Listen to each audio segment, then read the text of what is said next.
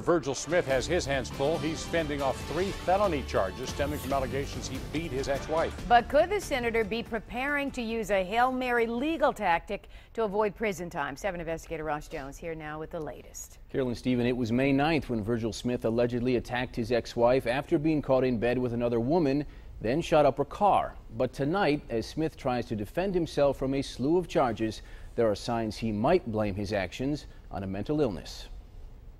Juries are generally hostile to an insanity defense. There's just too much fear that it's being fabricated. Wayne State law professor Peter Henning says that if Senator Virgil Smith tries to argue he was insane the night he allegedly assaulted his wife and shot up her car, he'll face an uphill battle.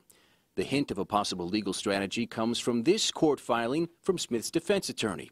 It says, quote, Smith will assert at the trial a substantial disorder of thought or mood significantly impaired his judgment, behavior, capacity to recognize reality, or ability to cope with ordinary demands of life. An insanity defense is something of a Hail Mary defense, that if you don't have other things to argue, that you try this simply because the facts are against you and the law is likely against you. Insanity pleas are rarely successful, but Henning says even if Smith can convince jurors, he could still end up spending time behind bars.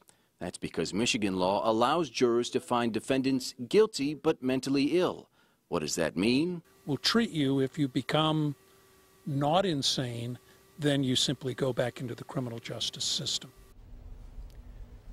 Now, this filing merely gives Smith the opportunity to mount an insanity defense. It does not mean he absolutely will. Smith is still technically a member of the state Senate, though his committee assignments and caucus duties were stripped from him earlier this year. We reached out to his attorney for comment on this story. So far, we've not heard back. All right, we know you'll be following this one, though. Ross, thanks. Well, tonight we are